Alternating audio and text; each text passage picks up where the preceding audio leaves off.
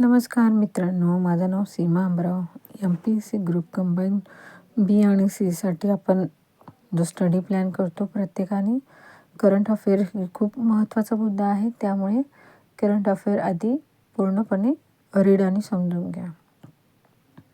आता याच्यामध्ये आपण बघूया की राष्ट्रीय घडामोडीमध्ये वंदे मातरम गीताला 150 वर्ष पूर्ण झाले. हे आपल्या माइंडमध्ये 100% राहणार की वंदे मातरमला 150 वर्ष पूर्ण झाले. हा पॉईंट वाचल्यानंतर आपल्या लक्षात राहणार. पण त्यानंतरची माहिती आहे, जे इम्पॉर्टंट आहे ते मी तुम्हाला सांगते. केंद्रीय मंत्रिमंडळाने 1 ऑक्टोबर 2025 रोजी वंदे मातरम या राष्ट्रीय गीताची 150 वर्ष पूर्ण देशभरात साजरे करण्याचा निर्णय घेतला आहे. रचनाकार कोण होते वंदे मातरम या गीताचे? बंकिमचंद्र चॅटर्जी.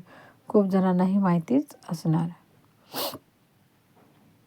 मूळ कविता आहे संस्कृत भाषेत होती, म्हणजे रचलेली होती, पण त्यानंतर तिला हिंदीमध्ये कन्वर्ट केलं आणि प्रकाशन आहे 1882 बंकिमचंद्र चॅटर्जी यांच्या आनंदमठ या बंगाली जी कादंबरीचा जो भाग आहे म्हणून ते प्रकाशित केले.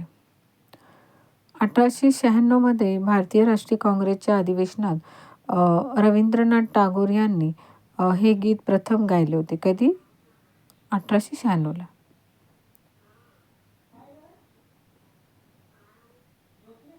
1905 बंगालच्या फाळणीनंतर हे गीत स्वतंत्र सैनिकांसाठी एक लोकप्रिय घोषणा बनली. कधी? 1905 आफ्टर फाळणी. आता वसाहतवादी जी ब्रिटिश सरकारने आनंदमठ कादंबरीसह या गीतावर बंदी घातली होती. आता 24 जानेवारी 1950 रोजी भारतीय संविधान सभेने वंदे मातरमचा स्वीकार म्हणजे भारताचे राष्ट्रीय गीत म्हणून केला होता. कधी केला होता? 24 जानेवारी 1950 रोजी केला होता. राष्ट्रीय स्वयंसेवक संघाला RSSचे 100 वर्ष झाले. तर बघा, हे एक पॉईंट लक्षात ठेवा. RSS संघाला 100 वर्ष पूर्ण झाले. 1 ऑक्टोबर 2025 रोजी नवी दिल्ली येथे राष्ट्रीय स्वयंसेवक संघाच्या शताब्दी समारंभात पंतप्रधान नरेंद्र मोदी यांच्या हस्ते टपाल तिकीट व 100 रुपयांच्या नाण्याचे अनावरण करण्यात आले. या नाण्यावर एका बाजूला राष्ट्रीय चिन्ह आहे आणि दुसऱ्या बाजूला सिंहरूढ भारत मातेचा प्रतिमा आहे. आता थर्ड पॉईंट आहे की ह्या नाण्यावर राष्ट्रीय स्वाहा आणि इंदम राष्ट्रीय इदम नमम हे विचारही कोरलेले आहे. आता स्वतंत्र भारताच्या इतिहासामध्ये पहिल्यांदाच चलनामध्ये भारत मातेची प्रतिमा अंकित करण्यात आली, अशी ही माहिती दिली आहे. तर RSS मधलं नेक्स्ट पॉईंट पाहू आपण. नेक्स्ट पॉईंट आहे RSS विषयी माहिती. RSSची स्थापना कधी झाली होती? 27 सप्टेंबर 1925 विजयादशमीचा शुभ मुहूर्तावर झाला होता. आता संस्थापक आहे डॉक्टर केशव बळीराम हेगडेवार आणि याचं मुख्यालय कुठे? RSSचं नागपूरला आहे. आणि RSSचं मुख्य उद्देश काय होतं? हिंदू समाजाला संघटित करणे, त्यांच्या चारित्र्य आणि शिस्त रुजून हिंदू राष्ट्र स्थापन करणे. पहिले सरसंघचालक डॉक्टर हेडगेवार होते आणि विद्यमान सरसंचालक कोण होते? मोहन भागवत होते. आता या संघाची प्रार्थना काय होते? RSSची नमस्ते सदा वत्सले मातृभूमे ही त्याची प्रार्थना होती.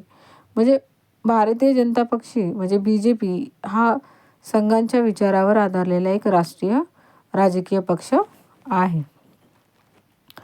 नंतर माहिती बघूया MS स्वामीनाथन कोण होते किंवा कोण आहे.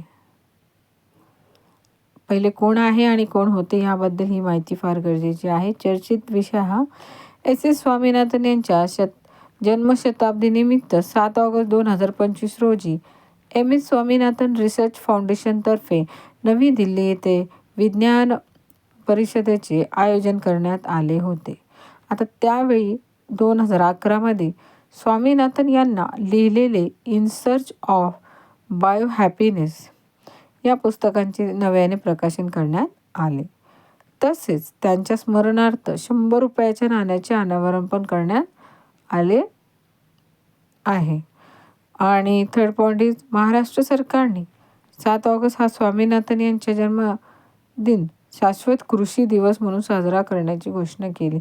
हा एक प्रश्न बनू शकतो की 7 ऑगस्टला कोणाच्या जन्मदिनानिमित्त कोणता सण साजरा केला जातो?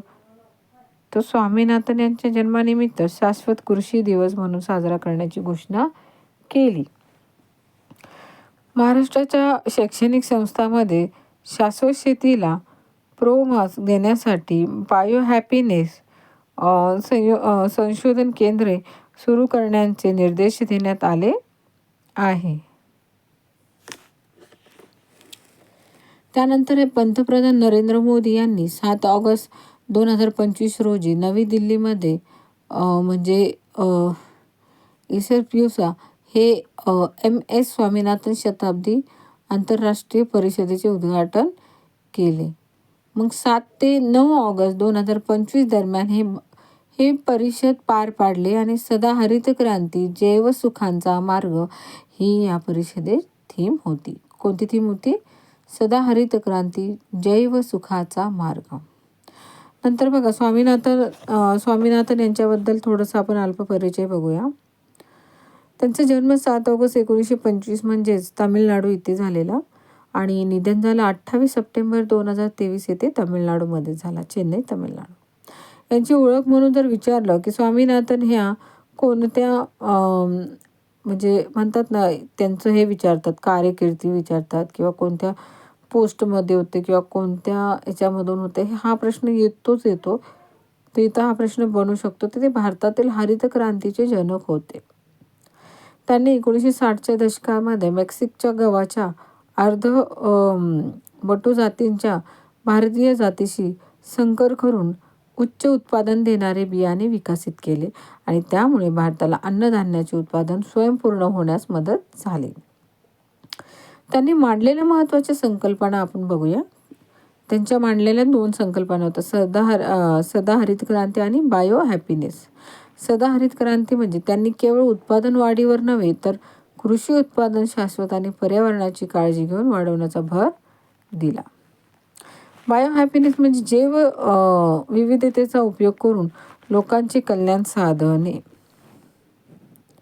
बायो हॅपीनेस म्हणजे आपण आताच पाहिलं. आणि देन आहे नंतर राष्ट्रीय शेतकरी आयोगाचे अध्यक्ष. 2004 मध्ये स्थापन झालेल्या आयोगाची शेतीतील समस्या आणि उपाययोजनांवर स्वामीनाथन अहवाल सादर केला आणि यामध्ये शेतकऱ्यांसाठी किमान आधारभूत किंमत ठरवण्यासाठी C2+50% सूत्र सुचवले, जे आजही चर्चेत आहे. आंतरराष्ट्रीय भात संशोधन संस्थेचे महासंचालक म्हणून त्यांनी काम केले. आता बघा, त्यांना मिळालेले प्रमुख पुरस्कार बघूया. त्यांना पद्मश्री मिळाला 1967ला, रामन मॅग्सेस पुरस्कार मिळाला 71मध्ये, पद्मभूषण मिळालं 72मध्ये आणि जागतिक अन्न पुरवठा पुरस्कार मिळाला 1987मध्ये, पद्मविभूषण 1990 आणि भारतरत्न सगळ्यात जे बेस्ट अवॉर्ड आहे तो भारतरत्न पुरस्कार यांना मिळाला 2024मध्ये. तर एवढे महत्त्वाचे हे व्यक्ती होते, त्यामुळे यांची सगळी माहिती आपण एक स्क्रीनशॉट घेऊन घ्या. मी तुम्हाला लागलेच तिथे स्टॉप होते, थोडं हवं तर स्क्रीनशॉट घ्या किंवा लिहून घ्या व्हिडिओला स्टॉप करून. ठीक आहे. त्यानंतर आपल्याला ही तर माहिती आहेच की एअर इंडियाच्या विमानाचा जो अपघात झाला होता अहमदाबादच्या सरदार वल्लभभाई पटेल आंतरराष्ट्रीय विमानतळावरून 12 जून रोजी, म्हणजे जून महिना तर लक्षातच ठेवा, कारण येते जून महिन्यामध्ये इतकं भयंकर अशी घटना घडलेली की तिथे गॅटविक विमानतळाकडे लंडनला जाण्यासाठी जे झेपावलेले जे एअर इंडियाचे जे बोईंग म्हणजे 787/8 हे ड्रील लायनर AL-171 हे विमान जे आहे ते उड्डाणानंतर क्षणार्धात कोसळले आणि इतका भयानक प्रसंग त्या ठिकाणी घडला की या अपघातातील विमानातील 241 प्रवाशांचा तर जमिनीवरील 24 जणांचा मृत्यू झाला. प्रवाशांचं तर झालंच, पण जे जमिनीवर राहणारे होते तर त्यांना 24 जणांचा पण मृत्यू झाला. आता 787 ड्रीमलायनर मालिकेतील विमानाचा हा पहिला अपघात होता. 11A क्रमांकाच्या आसनावर बसलेला रमेश विश्वासकुमार हा एकमेव प्रवासी या अपघातातून सुखरूप वाचवला. बोईंग 787 ड्रीमलायनर हे विमानाचं नाव होतं. त्याची लांबी होती बघा 56.70 मीटर आणि रुंदी होती 60 मीटर. तर उंची जी होती त्याची 16.90 मीटर होती आणि दोन इंजिन होते. प्रवासीची क्षमता 254 होती. त्यामुळे इंधन क्षमता किती होती 1,26,206 लिटर आणि कमाल वेग जी होती ते 254 किलोमीटर तास होते. सलग प्रवास क्षमता होता 13,620 किलोमीटर आणि किंमत होती त्याची 2.18 कोटी. आता ही एअर इंडिया जी आहे याची स्थापना कधी झाली होती 1932ला आणि यांचे संस्थापक कोण होते JRD टाटा. आता 1953मध्ये राष्ट्रीयकरण करण्यात आलेले हे 2022मध्ये टाटा समूहाने पुन्हा खरेदी केली. तर ही माहिती होती आपली एअर इंडियाच्या विमानाच्या अपघाताची.